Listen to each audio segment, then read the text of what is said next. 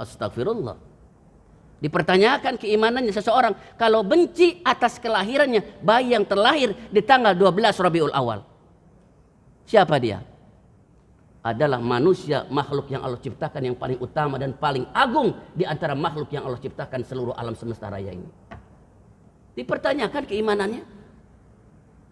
Nah ini, supaya jelas kita. Artinya kalau kita benci sama maulid, benci sama waktu lahir, benci sama maulid, benci sama bayi yang lahir. Bayi yang lahirnya siapa? Rasulullah. Nah ini, makanya kalau ada orang yang masih mengatakan, ada orang yang memperingati maulid, orang yang memperingati maulud adalah orang-orang yang mengatakan ahli bidah, ahli neraka. Justru dia yang saya pertanyakan.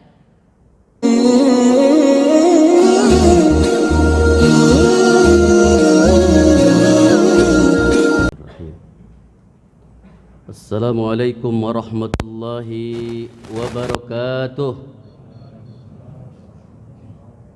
Alhamdulillah. Alhamdulillahilladzi a'tana ni'matan wa hidayah. Wassalatu wassalamu ala sayyidina wa maulana Muhammadin sallallahu alaihi wasallam ibni Abdillah wa ala alihi wa ashabihi wa man tabi'ahu ila yaumil qiyamah. Rabbi shrah li sadri wa yassir li amri wahlul 'uqdatam min lisani yafqahu qawli. Allahumma ij'alna mimman yastami'una al-qawla fayattabi'una ahsana. Rabbi zidna ilman nafi'an wa fahman nabiyyin wa hifdzal mursalin bi rahmatika ya arhamar rahimin. Qala Allah Ta'ala fil Qur'anil Karim, a'udzu billahi minasy syaithanir rajim.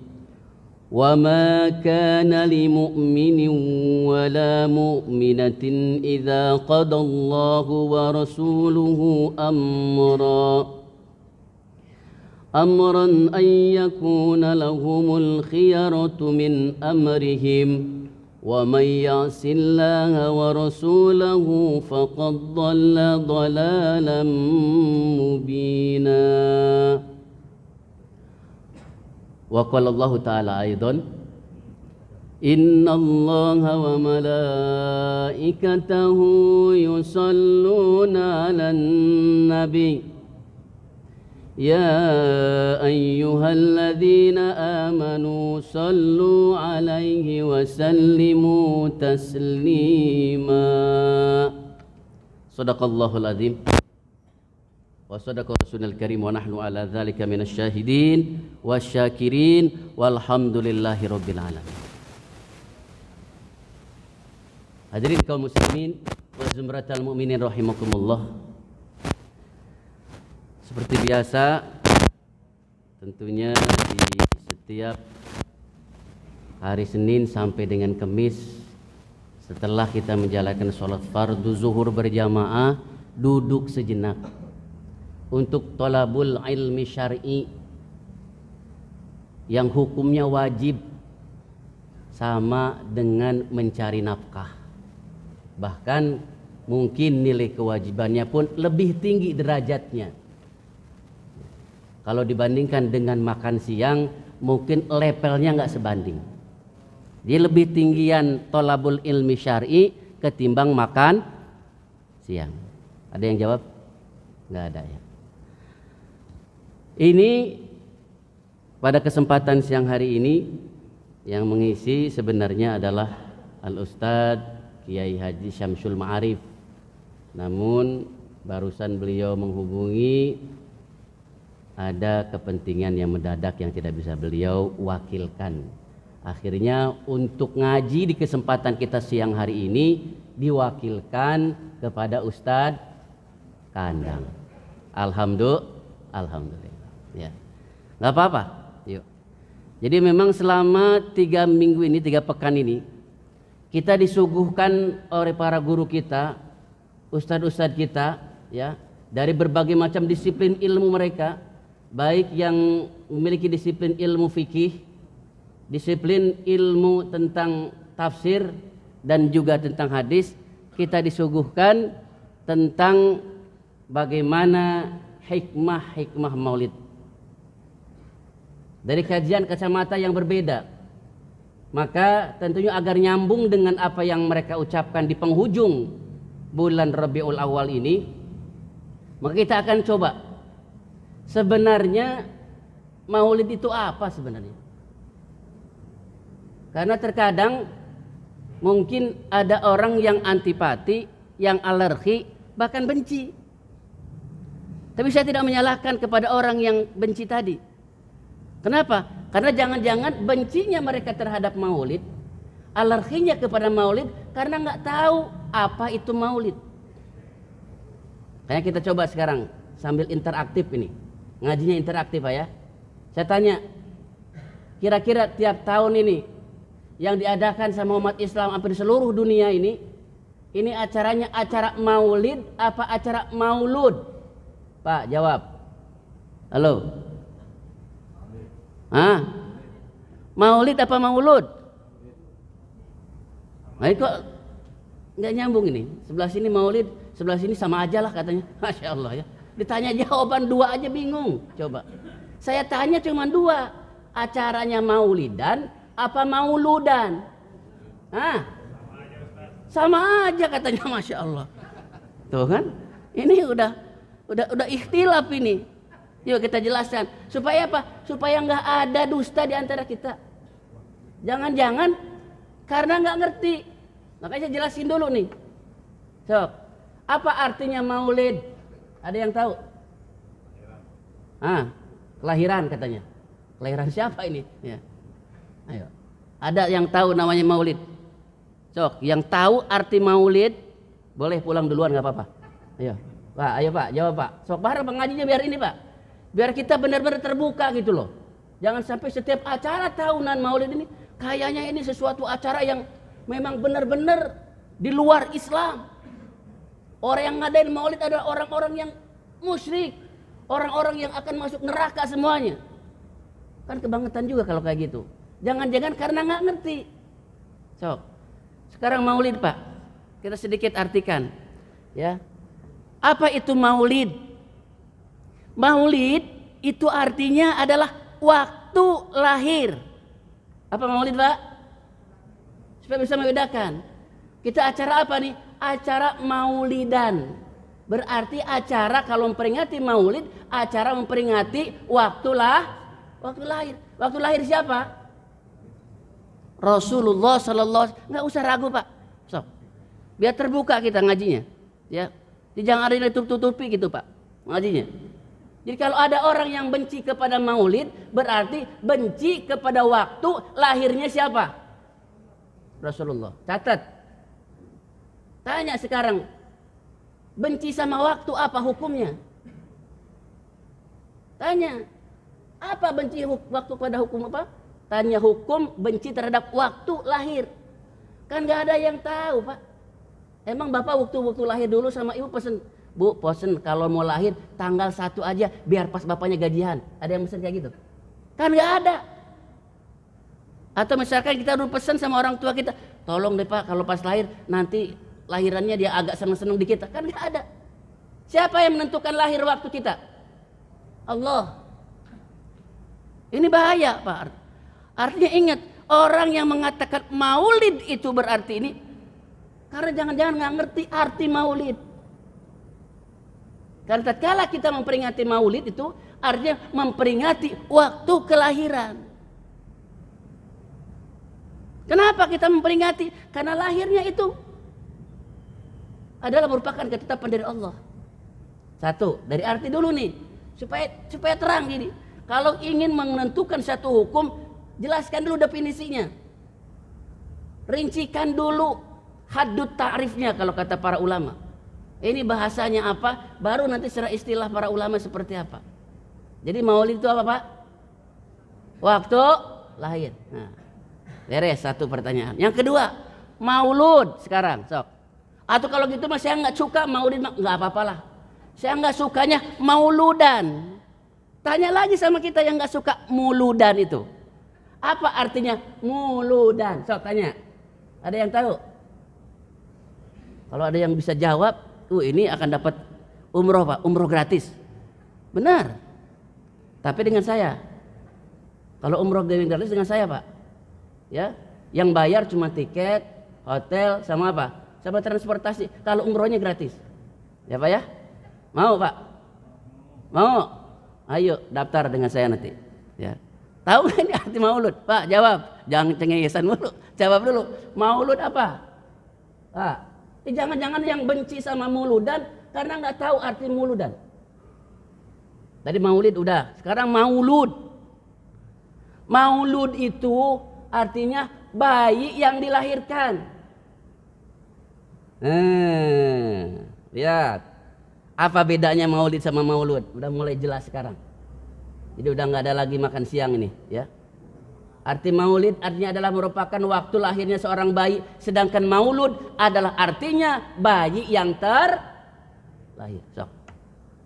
Tanya lagi sama kita. Apa ente membenci kepada maulud? Yang diperingati sama kaum muslim ini adalah mauludnya siapa? Bayi yang lahirnya siapa itu yang terlahir? Yang terlahir siapa? Rasulullah. Jawab Pak. Nggak usah ragu, biar terbuka kita. Yuk ngaji jangan sambil ngapa, sambil ngantukan, tapi sambil jelas otaknya mah. Sambil jalan. Supaya apa? Supaya nempel Pak. Ya, jangan-jangan tiap hari kita ngaji tapi nggak nempel terus. Kalau sekali dikasih pengertian yang jelas, lewat mulu akhirnya. Akhirnya tiap tahun ada acara maulidan, ada acara mauludan, benci mulu. Kenapa? Karena nggak ngerti. Maulud artinya bayi. Coba sekarang ada orang yang membenci kepada bayi yang lahir dan dilahirkan itu. Benci kepada siapa? Rasulullah. Astagfirullah. Dipertanyakan keimanannya seseorang kalau benci atas kelahirannya bayi yang terlahir di tanggal 12 Rabiul Awal. Siapa dia? Adalah manusia, makhluk yang Allah ciptakan yang paling utama dan paling agung di antara makhluk yang Allah ciptakan seluruh alam semesta raya ini. Dipertanyakan keimanannya. Nah ini supaya jelas kita. Artinya kalau kita benci sama maulid, benci sama waktu lahir, benci sama maulid, benci sama bayi yang lahir. Bayi yang lahirnya siapa? Rasulullah. Nah ini. Makanya kalau ada orang yang masih mengatakan ada orang yang memperingati maulid, orang yang memperingati maulud adalah orang-orang yang mengatakan ahli bidah, ahli neraka, justru dia yang dipertanyakan. Sejauh mana nilai keyakinan dan keimanan dia terhadap bayi yang terlahir itu? Nah, kejawab Pak ya. Baik, satu tuh kejawab. Jangan sampai lupa lagi Pak nih. Arti maulid dan arti maulud sama enggak? Hah? Nah, sekarang ada yang jawab beda ternyata. Kalau tim udah samain aja lah tadi Pak kan. Udah nggak ada debat-debat. Oh, ternyata sekarang dibedain ini, bedain arti maulid sama arti maulud. Paham Pak ya? Paham. Yang kedua sekarang supaya jelas ini, sebenarnya apa sih yang dilakukan oleh maulid ini dalam acara mauludan ini, dalam acara maulidan ini apa sih sebenarnya yang dilakukan oleh umat Islam ini? Nah ini untuk apa sebenarnya tujuannya? Ini jawab lagi Pak. Ada yang tahu? Ini pertanyaan lagi ya Pak. Ya. Tujuan memperingati maulid itu apa Pak? Halo? Pak? Udah sampai di mana? Halo? Apa tujuannya? So, jangan-jangan tiap tahun. Pak Haji tiap tahun ikutin maulid.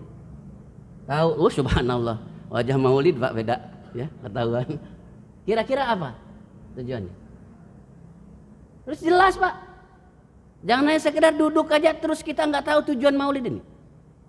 Ya. Keinginan kita dalam maulid satu ini Pak. Saya kasih jawaban sedikit aja bocorannya. Nanti akan banyak jawaban-jawaban yang lain, ini hanya sekedar ini ya karena waktunya cuma sebentar. 5 menit lagi selesai kita ngaji. Nggak usah banyak-banyak. Ya. Apa tujuannya? Yang pertama, tatkala kita maulid adalah untuk li ziyadati syukrina ala Allah Subhanahu wa taala ala a'zamin nikmatil lati an'amanallahu alaina. Satu Pak. Tatkala mengadakan maulid adalah sebagai bentuk apresiasi syukur kita terhadap nikmat Allah di antara nikmat yang paling agung yang Allah anugerahkan kepada umat manusia. Syukur kita Pak. Sehat, nikmat Pak. Nikmat. Tapi nikmatnya sehat dibandingkan dengan kelahirannya Rasulullah, diutusnya Rasulullah, dikirimnya Rasul untuk manusia, itu nggak ada seberapanya Pak. Ada orang yang penghasilannya miliaran, tapi Allah uji juga dengan sakitnya, habisnya apa? Ember-emberan juga, miliaran juga. Untuk apa? Untuk berobat. Saking ingin sehatnya. Tapi tatkala nikmat diberikannya lahirnya Rasulullah, diutusnya baginda Nabi kepada kita, itu lebih tinggi derajatnya ketimbang nikmat sehat yang kita miliki. So, kalau kita nikmat sehat baru bangun dari sakit, sehat sembuh dari sakit, biasanya apa? Tasyakuran, potong apa? Potong kambing. Subhanallah, dipanggil itu tetangga. Kenapa? Alhamdulillah nggak jadi pasang ring. Kemarin pada udah diponis sama dokter cuma 3 bulan. Alhamdulillah setahun masih lewat. Yang dipotong kambing. Nikmat sehat aja kita bersyukur. Kambing yang dipotong. Hadirnya Rasulullah, diutusnya Rasulullah, lebih tinggi mana derajatnya ketimbang sehat yang kita dapatkan. Padahal tatkala Rasulullah diutus ke muka bumi ini, diberikan oleh Allah kepada manusia, itu Allah katakan dalam ayatnya, wa ma arsalnaka illa rahmatal lil alamin. Aku tidak utus engkau kecuali sebagai rahmat kepada sealam semesta raya. Jadi bukan hanya sekedar membawa rahmat, tapi lahirnya saja Rasulullah itu adalah rahmat bagi kita. Sok, makanya dalam surat Al-Imran ayat 164 Pak, baca Pak. Sok, buka gadgetnya itu, ya. Ayat 164 surat Al-Imran. A'udzubillahi minasyaitonirrajim. Laqad mannallahu 'alal mu'minina idz ba'atsa fihim rasulan min anfusihim. Allah gunakan tatkala menjadikan Rasul sebagai hambanya yang diutus, kalimatnya laqad mannallah. Mannun itu apa? Mannun itu bahasa Arab yang artinya adalah anugerah yang Allah limpahkan kepada manusia. Anugerah yang Allah limpahkan kepada orang-orang yang beriman. Dengan apa? Diutusnya baginda Rasul. Diberikan kita Rasulullah. Kalau seandainya Rasulullah tidak diutus sama Allah, tidak anugerahkan nikmat diutusnya Rasulullah kepada kita, mungkin kita masih menjadi orang-orang yang terbelakang. Orang-orang yang tidak mengenal kemana jalan dan tujuan hidup kita. Mana jalan keselamatan dalam di dunia ini dan keselamatan yang abadi di akhirat kelak. Silakan Pak. So, nggak apa-apa, bebas Pak. Siapa yang ngaji sendirian juga biasa Pak sama. Ya. Nggak apa-apa. Ngaji berdua juga saya biasa Pak. Jadi nggak apa-apa. Kalau mau keluar juga nggak bakalan diprotes pokoknya. Ya. Gitu. Apa artinya tadi? Sungguh Allah telah anugerahkan kepada kalian orang-orang mukmin dengan bahasa apa? Idz ba'atsa fihim rasulan min anfusihim. Allah utus Rasulullah di situ. Anugerah. Ya kalau anugerah, nikmat, caranya bagaimana kita? Mensyukuri. Makanya Maulid itu diperingati tiap tahun sebagai bentuk ekspresi kita bersyukur kepada nikmat Allah. Karena kalau tidak ada Rasulullah diutus sama Allah, belum tentu kita menjadi orang yang bersujud kepada Allah. Jangan bersujud kepada apa? Kepada gunung, hewan dan yang lainnya. Seperti tetangga sebelah kita. Kotoran hewan diusap-usap apa? Barokah aja katanya. Masya Allah. Kotoran hewan dipakai mandi, kotoran hewan air kencingnya dipakai apa? Dipakai untuk ngebasuh muka kita. Coba. Mungkin jangan-jangan lebih daripada itu. Tapi kita alhamdulillah dengan diutusnya Rasulullah bisa mengetahui siapa yang harus kita sembah. Bagaimana kita menjalani kehidupan dengan baik dan benar agar selamat di dunia dan selamat di akhirat kelak. Rasulullah nikmat yang sangat luar biasa. Makanya bersyukur. Yang kedua ini ya, akhirlah. Yang kedua itu tatkala mengadakan Maulid itu adalah sebagai bentuk apresiasi untuk meningkatkan kualitas kecintaan kita kepada Rasulullah. Itu. Apakah cinta kita kepada Rasulullah tahunan? Enggak. Cuman untuk ngecasnya, untuk memperbaharui kecintaan kita kepada Rasulullah penting dalam acara maulid itu. Kenapa? Karena disitulah terkadang disampaikan tentang sosok profil Rasulullah yang sebenarnya. Dari mulai beliau diciptakan oleh Allah sampai terlahir dan sampai akhir hayat beliau dalam sirah-sirah yang dikumandangkan oleh para ulama dengan lisan-lisan yang indah, kalimat-kalimat indah, syair-syair nazomannya. Imam Abu Ja'far Al-Barzanji, Imam Abdurrahman Ad-Divai, itu kalimat untayan, kalimat dalam kalimat-kalimatnya itu kalimat-kalimat yang indah. Seorang hamba yang mencintai kepada kekasihnya. Coba. Itu bukan suatu kalimat gambaran orang-orang biasa, orang yang sedang merindu kepada yang dirindukannya, yang merindu terhadap kekasihnya. Maka ungkapan kata-katanya kata-kata orang-orang yang sedang jatuh cinta agar bisa bertemu dengan Rasulullah Sallallahu Alaihi Wasallam, agar bisa berdekatan dengan Rasulullah Sallallahu Alaihi Wasallam. Ungkapan itu yang diungkapkan oleh Imam Al-Bushairi, oleh Imam Abu Hasan Al-Barzanji, oleh Imam Abdurrahman Ad-Dibai. Kalimat-kalimat yang singkat tapi berkalimat nazoman. Kenapa dinazomkan? Biasanya kalau dengan lagu-lagu kayak gitu akan mudah diingatnya, meskipun susah dipahami, minimal diingat. Ya Pak ya. So kalau ditanya misalkan ibu-ibu di pengajian, itu kan jago-jago tuh ngaji berjanji sama dibainya. Tanya itu, apa tadi dibaca? Nggak ngerti, nggak mudeng pasti. Tapi paham dan mereka benar-benar apa? Hafal itu. Yang namanya Ad-Dibai, Abdurrahman Ad-Dibai ya, ataupun Al-Barzanji itu. Dari mulai abtadiul imla bismizzatil aliyah. Oh, diceritakan sama beliau. Dari ujung Rasulullah hadir sampai Rasulullah tatkala akan lahir, yang menerima bayi tatkala Rasulullah lahir ini dari Sayyidah Fatimah, di pangkuannya wanita yang pertama siapa? Yang menerima tatkala Rasulullah brojol itu yang menerima siapa? Ada yang tahu? Halo, Pak. Ternyata dalam satu riwayat itu adalah ibundanya Abdurrahman bin Auf. Subhanallah.